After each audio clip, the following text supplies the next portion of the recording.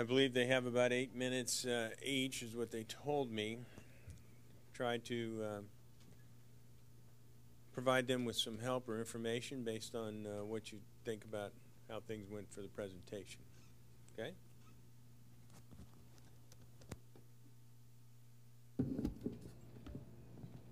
Somebody timing. Okay.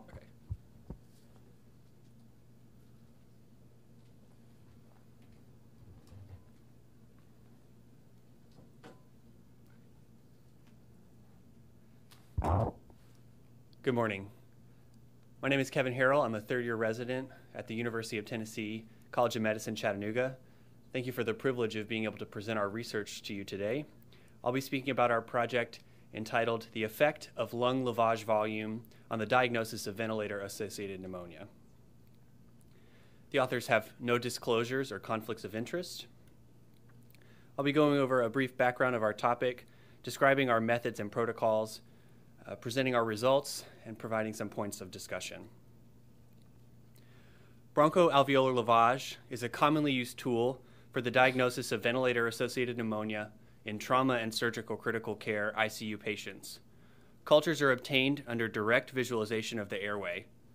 Fluid is instilled and then recollected for quantitative culture, guiding antibiotic therapies.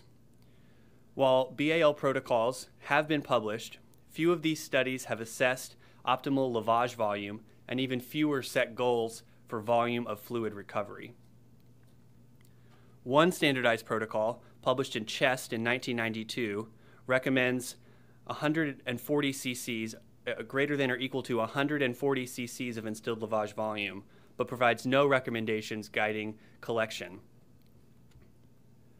A second protocol, published in 2012 by the American Thoracic Society, recommends between 100 to 300 cc's of instilled lavage volume.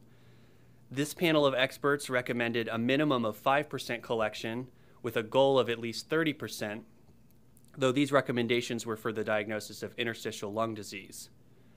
No evidence-based references were provided for these recommendations and was based on this panel of expert opinion. Our study was a retrospective review of a prospectively maintained BAL database collected from January 2015 through January 2016 on trauma and surgical ICU patients at Erlanger Hospital, a level 1 trauma center. All patients were undergoing mechanical ventilation and had a secure airway, either an endotracheal tube or tracheostomy. All patients had a clinical suspicion for ventilator-associated pneumonia, such as fever, leukocytosis, or new infiltrate identified on chest X-ray. Patients with prolonged ICU courses had a repeat BAL performed at 6 to 8 days, and all bronchoscopies were performed by supervised surgical residents. A standard BAL protocol was used. It began by placing all patients on a mode of mandatory ventilation and 100% FiO2. Patients were covered with a sterile drape, and all proceduralists and techs donned masks and sterile gloves. A site in the lung was chosen by reviewing the morning chest X-ray. If infiltrate was identified, that segment of the lung was chosen. If no infiltrate was identified, the right lower lobe was used. After adequate sedation, the bronchoscope was introduced into the appropriate lung segment. Initially, a 20 cc normal saline waste was instilled and suctioned. Then a Lucan's trap was connected to the bronchoscope, and an additional 5 aliquots of 20 cc's were instilled with collection between each aliquot. The resultant fluid collection was then sent for quantitative respiratory culture. Our study included 147 patients who underwent 264 BAL. The average age was 59.2 years. It was 65.3% male and 71.8% trauma patients. Our presenting clinical factors included an average 24-hour Tmax for all bronchoscopies of 100.6, white blood cell count of 15,000, and 70.3% had new X-ray findings. The BALs performed were done in the right lower lobe 71.2% of the time.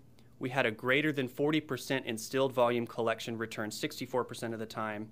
The average PGY year of the proceduralist was 3.3 years, and 38.8% of patients were on antibiotics at the time of the bronchoscopy. A ventilator-associated pneumonia was diagnosed 107 times, as defined by greater than 10 to the 5th colony-forming units per milliliter. Next, characteristics were compared between negative and positive BALs. Of note, clinical factors were not significant between the two groups. More patients had a greater than 40% volume return in the positive BAL group, and fewer patients were on antibiotics at time of procedure in the positive BAL group. This graph represents VAP diagnosis as a function of lavage return percentage. The blue bars demonstrate that increased VAP diagnosis occurs when greater than 40% of instilled lavage volume is collected. Of note, a plateau effect is noted as you increase further above 40%, indicating that increased collection is not necessary. Patients with initially negative cultures, but VAP diagnosed on repeat BAL, were considered to be a possible false negative. The orange bars represent false negative rates as a function of lavage return, a trend toward decreased false negative rates when higher return was found.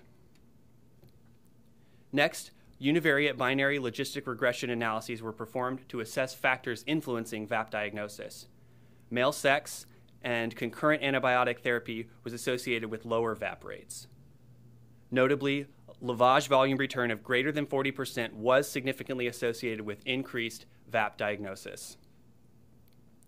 When these factors were placed in a multivariable model, only lavage volume remained statistically significant. Currently, published protocols do not recommend goals for lavage collection.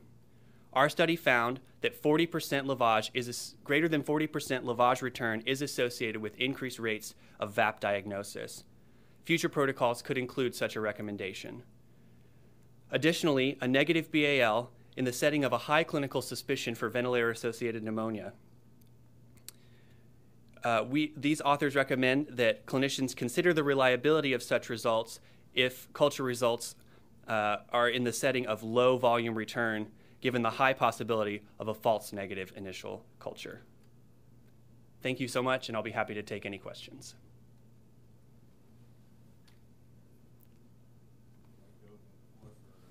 Questions first and then comments. Questions first and then comments second. I had a question on, you showed, I think, a trend with higher lavage recovery, lower false negative rates? Yes, sir. How do you think in the future you could make that trend become more significant by having statistical differences? What would you have to do in order to? As far as the false negative rates, the reason it's not statistically significant is just by low numbers. We only had about 12 patients in our study that had a false negative initial culture. Have any idea what volumes you would need to make that something that would be worthwhile? A trend is still not significant. So, which trend are you referring to? Talking about you said you had a trend. Yes, sir. Can you get the slide? Yes, back sir. up? Absolutely.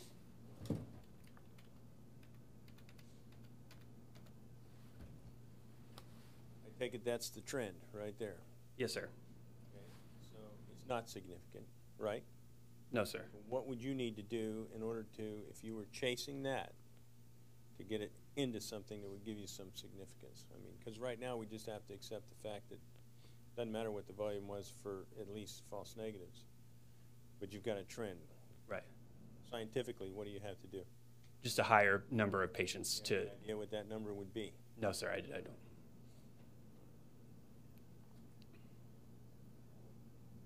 To break out of the question-answer thing and how to gird your loins, I think what he's trying to get at, one way of what he's trying to get at is, should you pursue additional lavagate, should you add another aliquot or to get a significant lavagate? And I think that's kind of the direction this data points you in, is if you get an insufficient return, i.e. less than 40 cc's return, if you're starting with 100, should you flush another 20 or 40 cc's down there to increase what your lavage return is? I would say not necessarily. If you're not getting good return, it can be due to a variety of factors, and I don't think you're magically going to get more just by squirting more in there, and that may even end up decreasing your overall percentage of return. Well, that's a possibility, but if you wanted to say what is the next phase of looking at this, that might be Yes, sir. something that you could conduct, is to add additional lavage down there and see if it affected your results. What are those multitude of factors? You said it can be affected by a multitude of factors. What?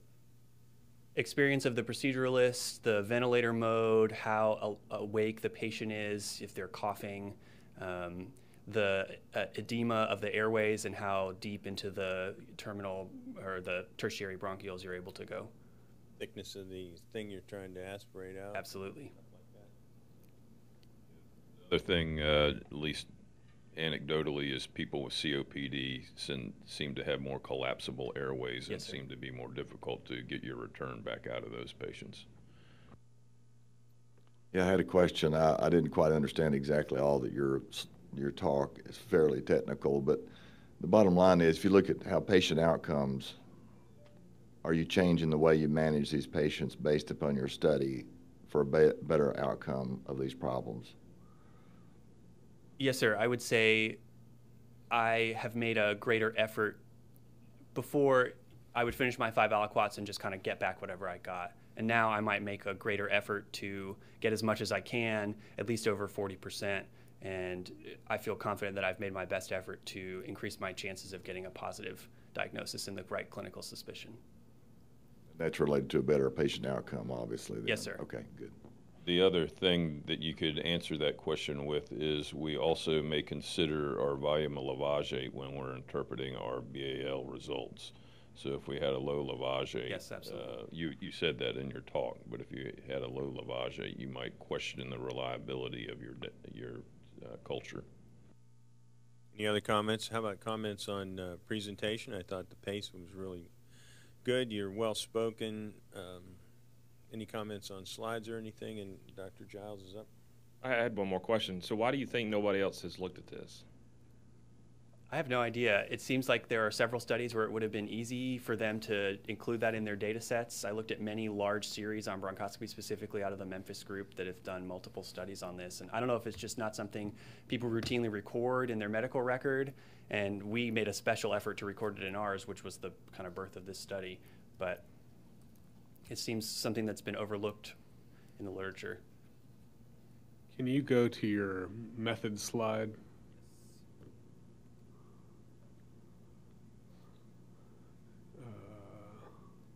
Does there need to be a space between clinical suspicion for VAP?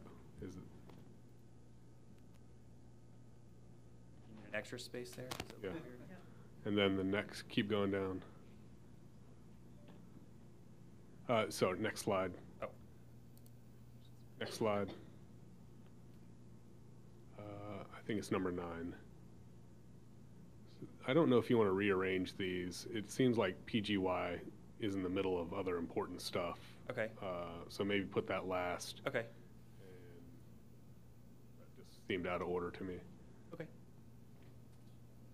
Your slides are very readable, though.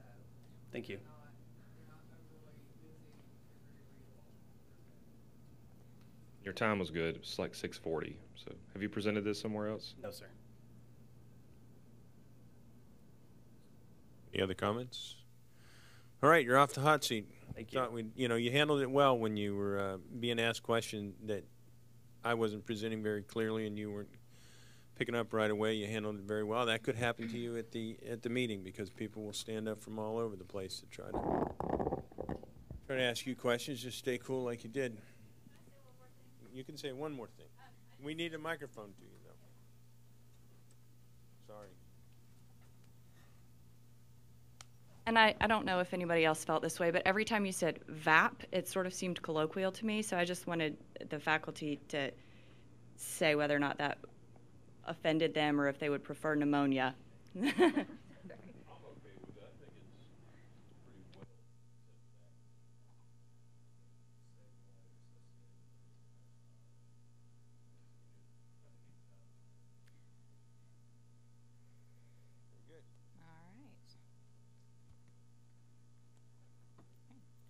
Good morning. My name is Olivia Moore, and I'm a 4th-year general surgery resident in Chattanooga, Tennessee at the University of Tennessee. I'd like to thank Dr. Bhattacharya and Dr. Carr for their help with this project, and to the Tennessee ACS for allowing me to present today. My project that I will present to you today is titled Optimal Predictor of Gonadal Viability and Testicular Torsion, Time to Treat versus Duration of Symptoms. Testicular torsion affects on average 4 out of every 100,000 males. This disease leads to a 42% orchiectomy rate, even with today's standards of care. Traditional teaching on testicular torsion is that a 6-hour time to treat window yields the best results and the fewest orchiectomies. What are the signs and symptoms of testicular torsion? Symptoms can include acute scrotal pain, edema, nausea, vomiting, even generalized abdominal pain. On exam, you will see a painful testis, scrotal edema, sometimes induration and erythema of the scrotum, and a loss of the cremasteric reflex, although some exam findings may be hindered by the pain of the patient. If the diagnosis is unclear at that time, after a thorough history and physical, you can obtain a Doppler ultrasound of the scrotum. Pictured here, you can see an example of testicular torsion on a Doppler ultrasound. There's a lack of any flow within the box where the artery has clearly twisted and is no longer patent, which you can see here. This brings us to the pathophysiology of testicular torsion. The physiology is inherent in the name. It is a twisting of the spermatic cord and therefore a cutting off of the blood supply to the testis. You may note a bell clapper deformity as well, which is where the intrascrotal portion of the spermatic cord lacks a firm posterior adhesion to the scrotal wall and remains surrounded by the tunica vaginalis, as shown here in this picture. This results in a horizontal lie or a freely mobile testicle, thus predisposing it to torsion. This picture here depicts this abnormality, and you can see how the testicle is not fixed to the scrotal wall and is freely mobile, going from vertical to horizontal, which is the swinging bell clapper deformity. The suspicion of testicular torsion should prompt urgent surgical or urologic evaluation. These patients require surgery to detorse the testicle and perform an orchiectomy if necessary. A bilateral orchiopexy should also be performed to prevent torsion of the contralateral side. If there appears that surgical treatment will be significantly delayed, a manual detorsion in the emergency department is indicated. In our research, we found that the majority of literature has been published thus far. It focuses on a time to treat in testicular torsion and the subsequent testicular salvage rate. Time to treat, as I mentioned before, is defined as the time the patient arrives to the emergency department to the time they undergo surgery. The current recommendation is to attempt to minimize this time to treat to as low as 2 hours. Which brings us to the concept of duration of symptoms. We found that in the very same literature, which stressed minimizing time to treat, a surprisingly high testicular salvage rate, even after a 24-hour time to treat interval. At 12 to 24 hours, a 54% survival rate was seen, and even at greater than 24 hours, an 18% survival of the testicle was seen. We decided to focus our study on duration of symptoms. That is defined as the time the patient started having symptoms to the time the patient underwent surgery. At the recent 2017 ACS Quality and Safety Conference, this topic was highlighted in several posters. One poster in particular from MUSC proposed that time to treat may not be the ideal parameter to guide quality improvement efforts and hypothesized that duration of symptoms may be a better focus for future research. This information led us to form our hypothesis. Minimizing time to treat has little impact on testicular salvage rates, and that duration of symptoms is better correlated with outcomes. Our study was a retrospective review that included patients over the past year who were males younger than 18. We had 23 patients included in our initial analysis. We then compared testicular viability of each patient based on their time to treat, duration of symptoms, and if they presented to our ER versus an outside hospital. Moving on to the results of our project. This chart depicts the outcomes of our included patients based on time to treat. It is separated based on if they presented directly to our emergency department or were transferred from an outside hospital. Salvage rates were 50% with an average time to treat of 2.6 hours in our patients who presented directly to our emergency department. Salvage rates were almost 90% with an average time to treat of 5.1 hours in patients that had to be transferred from an outside center. The average time to treat was thus 3 hours slower in patients who were transferred, and their outcomes were not statistically impacted by this difference in time to treat. In fact, they showed a trend toward better outcomes. This chart breaks patients down based on duration of symptoms, the basis of our study. We used 24 hours as our cutoff time. In patients that presented to our emergency department, if they had a duration of symptoms less than 24 hours, then their salvage rate was almost 78%. If they had a duration of symptoms longer than 24 hours, this rate dropped to 16%, which showed statistical significance. In patients that were transferred in from an outside hospital, if their duration of symptoms was less than 24 hours, their salvage rate was 100%. And if they had a duration of symptoms longer than 24 hours, this dropped to 67%, following a similar trend. Within the total population, however, a significant difference was also shown with a p-value of less than 0.023 when comparing overall testicular salvage rates in patients presenting with less than or more than 24 hours duration of symptoms, with salvage rates dropping from 85% to 33% with a longer duration of symptoms. Here is the same information shown in a more visual way. The red depicts the patients with a viable testicle, and the orange depicts the need for orchiectomy.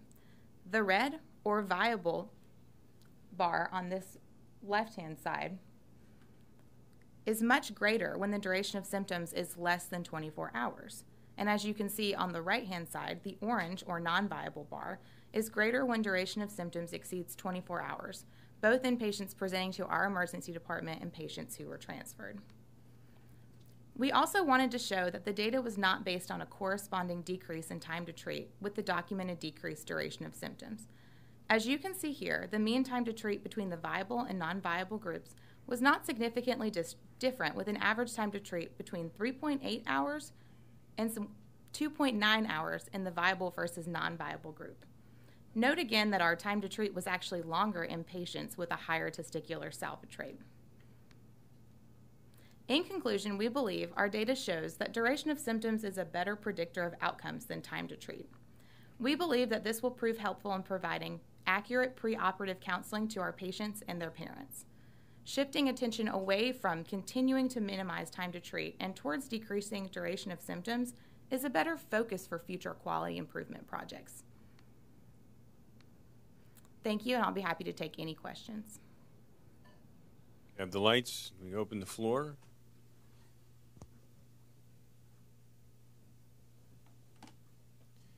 Well, I'll ask an obvious question to me, and that is why do people from an outside hospital do better? I mean, that's what it seemed to It does. show. They took longer to get here, and they had better salvage rates. Just good luck, not enough patients in the study. What was it? I think it points to the fact that time to treat, which in both different arms of the study, the outside hospital patients and our emergency department patients, were not statistically impacted. So you have a similar time to treat in both patients. So I think it shows that it's more the characteristics of the patients and how early they presented to, say, maybe their local emergency department versus coming all the way to Erlanger. Maybe they have trouble with access to this hospital, so they take longer to present to our hospital, and that's why we were able to show a difference in how duration of symptoms can impact this without having a difference in time to treat. I think your premise of your study makes sense, in that the time to treat would be more significant than, the durations of symptoms would be more significant than time to treat, because you could have an extended duration of symptoms. But I'm like him. The thing that doesn't make sense is why somebody is transferring from an outside facility has a higher salvage rate when it's going to take longer to get them from some other facility to here. I mean, do they fly these people in here on the helicopter? I mean, how? They actually still have a longer time to treat. So here, it took them at an average 5 hours to get here. And when they present to our emergency department, they have mechanisms in place to quickly get them to the operating room. I mean, sometimes less than 30 minutes, these patients will get up to the operating room from our emergency department. So I think that just shows that decreasing it. I think 6 hours is still a good time. We didn't really study anything past 6 hour time to treat, but minimizing it to the 2.6 hours clearly did not change the testicular salvage rates in our study. So you think that people that live around Chattanooga will avoid going to Erlanger until it gets so bad they can't stand it, as opposed to another community where they go right in when they have a problem? I think that's a possibility, yes, sir. Okay. A couple of verbiage things. Are you all attached to the word dead? I would change the word dead. Okay. In that previous one of your slides at the end, we're talking about testicular viability. I think it says. I might just choose another word like non-viable. Okay. And the other thing Oh, there. That was from, I would probably change that. And the other, back at the beginning, when you're talking about viability, you're also using the word survival. Mm-hmm. I know it's survival of the testicle. People associate survival with, survival of the person. So I might choose another word for that too, like testicular viability. You just use something different for those two spots. Okay. Dr. Maxwell, I hadn't thought of that, but that's actually a good point. Yeah. The patients that get transferred in, we already have the OR ready and waiting, so essentially they show up, I take a look, and then they go straight to the operating room, whereas if they show up directly to the ER, even though that time to treat is 5.1 hours, by the time they hit our ER door, that time to treat is like 20 minutes. I don't know if that has anything to do with it. But those are also the patients that show up in their pediatrician's office who kind of know what to do, and they get sent over to their local hospital for an ultrasound, then get shipped straight over. Whereas a lot of the stuff that shows up in our emergency departments in the middle of the night, and the kid's been hurting since 7 o'clock in the morning, and mom comes home from work, and then they decide what to do. Anyways, the reason we did this study is because our ER was refusing to transfer patients in because it had already been 3 or 4 hours, and they were saying, take care of it there, don't send them to us, and we would never get these phone calls, which was really frustrating to me.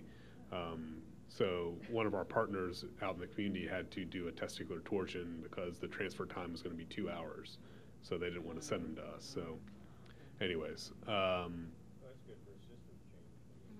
that's why we did this.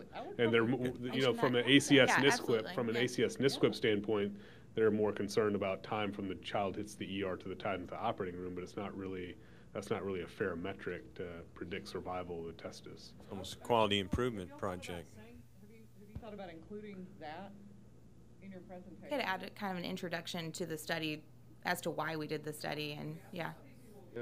Okay. That's exactly why we did this. Yeah, I was 8:28, so I could be a little faster. Can you go to your results section real quick? I missed this in reviewing your slides. I think I added it after I sent it to you. Okay, yeah. Which I guess I could No, do. the one, go back, that one right there. Yeah. Is that p-value supposed to be 0.041? Yeah, it is. Thank you. That one's statistically significant. Stephen Greer. Just go back to the slide with the survival that we're going to change. Yes. No. The one we were on a minute ago.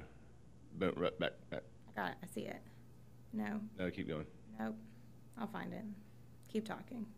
So there's two sentences at the bottom that are a little confusing. Yeah.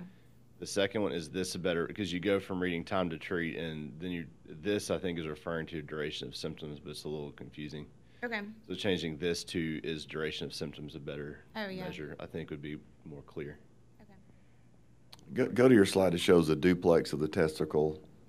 That's right. Yeah, you need to put one beside it that looks normal. What's a normal one should look like? Because right now people, they don't have any idea what. In that box, you're supposed to see color flow into the testicle. So, did every patient get an ultrasound or just clinical basis of torsion?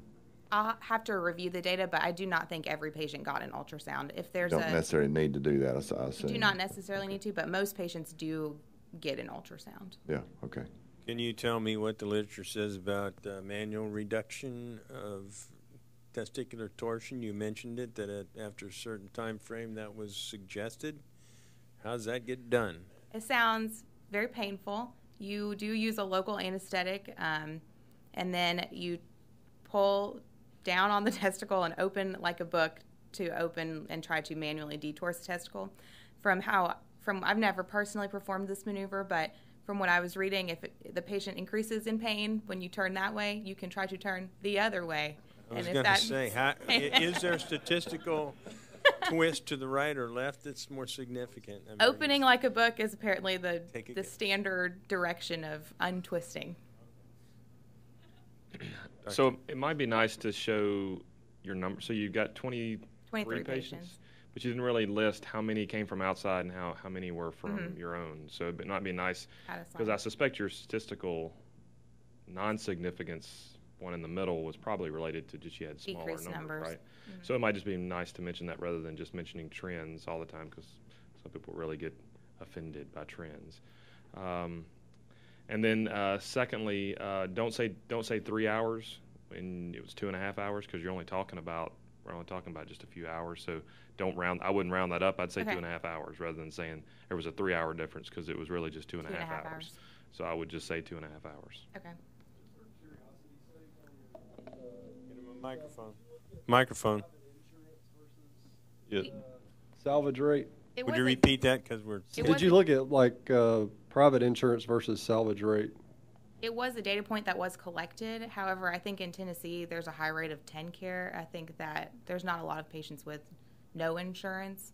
I'll have to go back and review the data. We did not perform any statistical analysis on that, but it was collected. I was just starting to think the same thing, that you've got to do some sort of socioeconomic assessment. Are these all kids from the projects that can't get anybody to listen to them because, they have a broken family, versus some more affluent community? I think that would help interpret this data better. The other thing, could you go back to your title slide? Mm-hmm. Oh, is it not on there anymore? Dang it. Let's see. Yay. I don't know how the other faculty feel. I don't think that you necessarily need to thank your faculty that sponsored you on this. I think you put their name on the slide. But okay. Yeah, I thought of that. What's the fertility rate with one testicle? It's almost normal. And one thing that happens, and of course nobody opens you up like they will at the meeting, but if they read your title, don't reread it. Okay. So you both read it, and that's fine because nobody introduced you. But if they introduce you, and some people will introduce you with your title, if they do that, you don't need to redo it. Okay. Just say, this is who I am, and spread on into the presentation. Any other comments? You could thank your program, the guy who's running the program. That's good to do. Any other questions? All right, this is an example of an awful lot of hard work, and there's a certain amount of personal risk that goes in exposing yourself to the questions of others in the academic community, and I think that they should be commended for that, and the others that will be presenting, and the rest of the residents should be looking forward to being that person that's up there doing that for scientific curiosity and to push your own career forward. And even if you plan on practicing in a smaller rural community, the Ruritan Club, the Optimists, all those guys are going to want to be hearing from you, and you're going to want to be presenting things out there, and it's good practice to present yourself and whatever you're trying to espouse to them. Any other questions, comments? Dr. Giles, you have anything you need to say? So if all the, especially senior residents and chiefs, be looking